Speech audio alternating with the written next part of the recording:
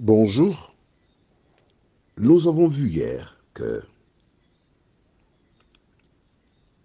le jeune homme dans la porcherie a pris une décision de la laisser et de retourner chez son père.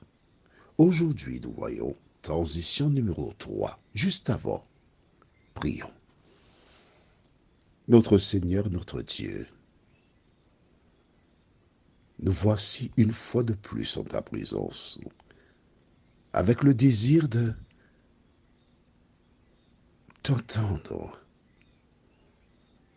de recevoir la guérison de nos âmes. Merci Seigneur. Merci de nous aider à prendre conscience et aller de l'avant, nous t'en prions. Au nom de Jésus, pour ta gloire éternelle. Amen. Pourquoi ce jeune homme a-t-il pris cette décision? Parce qu'il a fait un bilan. Demain, si Dieu nous prête vie, nous verrons une situation qui nous indique notre démarche quand nous prenons conscience de notre situation. Mais aujourd'hui, allons au livre de Matthieu chapitre 11, les versets 28 à 30. C'est Jésus qui parle. Et tu as vu l'image de cette femme qui est assise, qui tient la tête avec un lourd fardeau.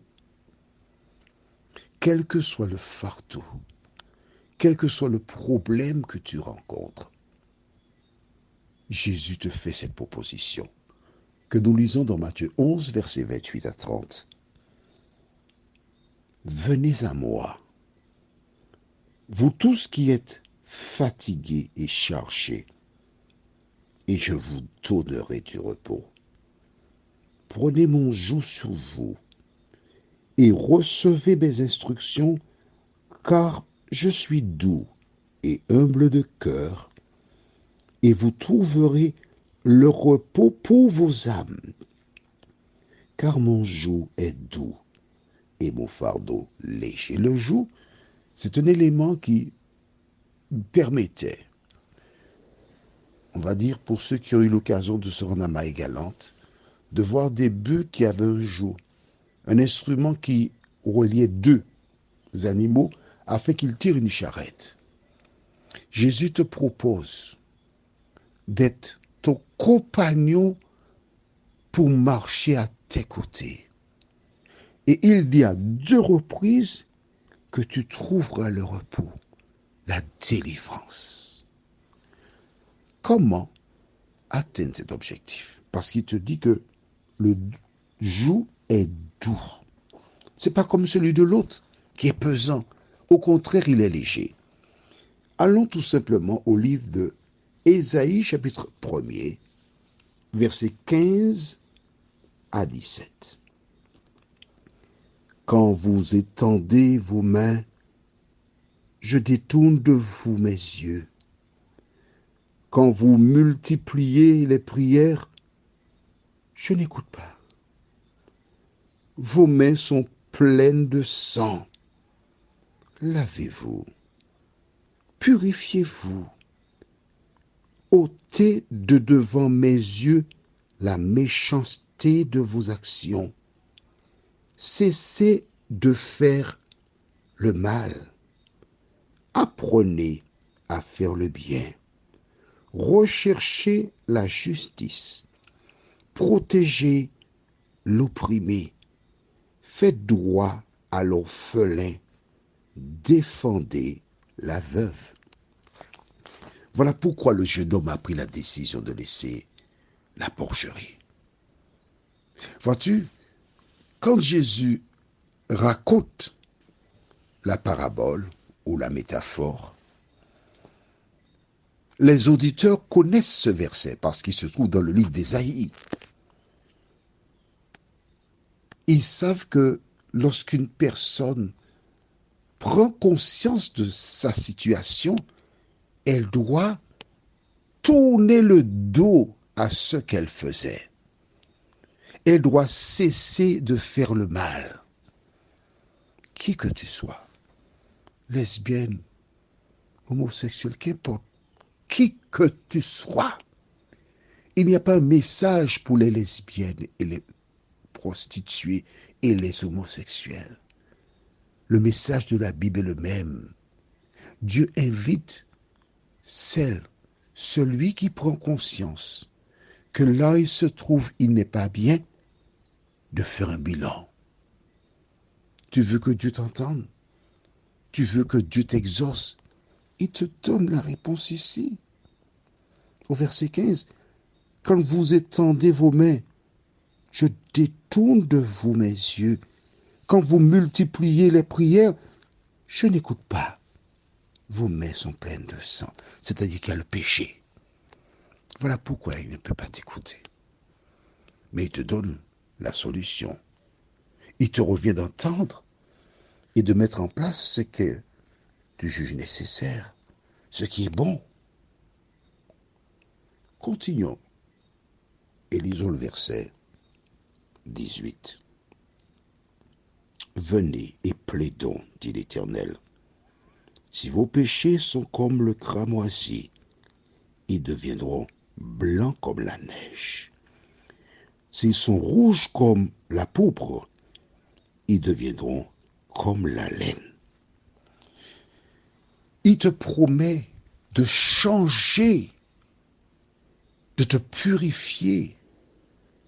Et les auditeurs le savent dans la parabole du fils prodigue. Aussi longtemps que tu restes dans cette situation, tu n'avanceras pas, tu souffriras, tu seras malheureux.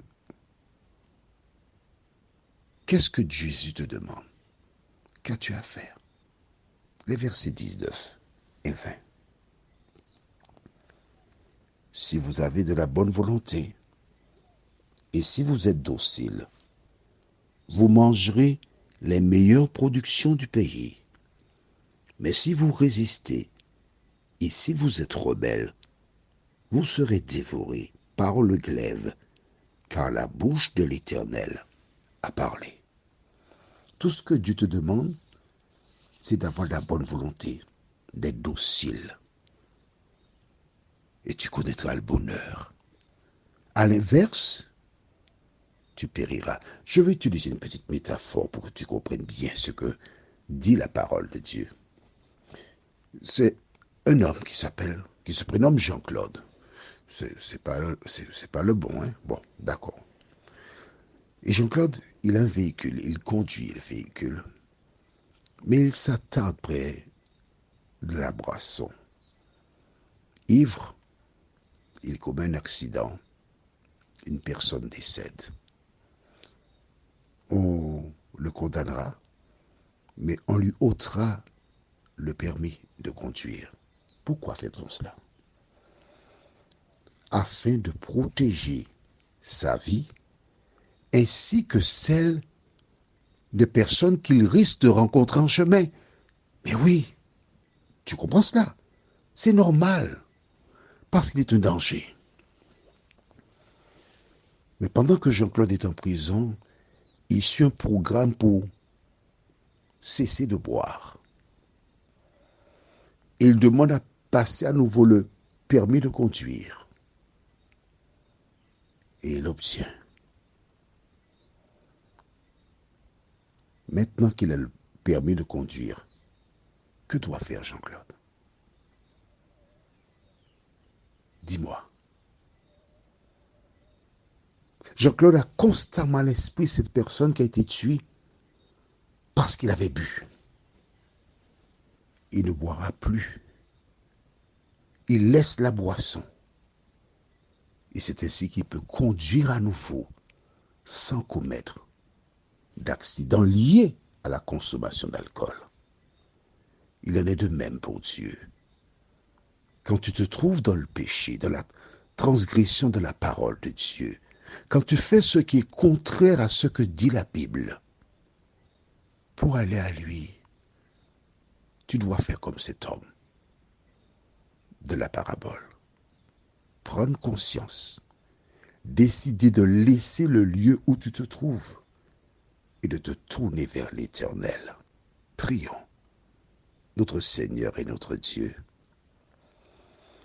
Dans la vie, nous adoptons des décisions suite à de mauvaises expériences, qui sont en fait des travaux pratiques pour notre développement.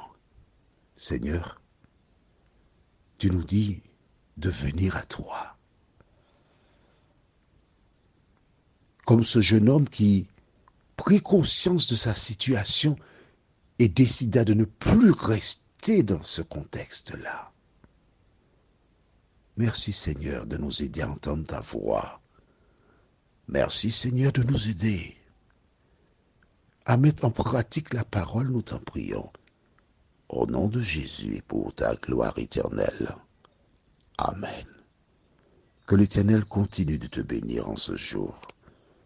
Et il me tarde de te retrouver demain afin de continuer sur Transition numéro 4. Bonne journée à toi.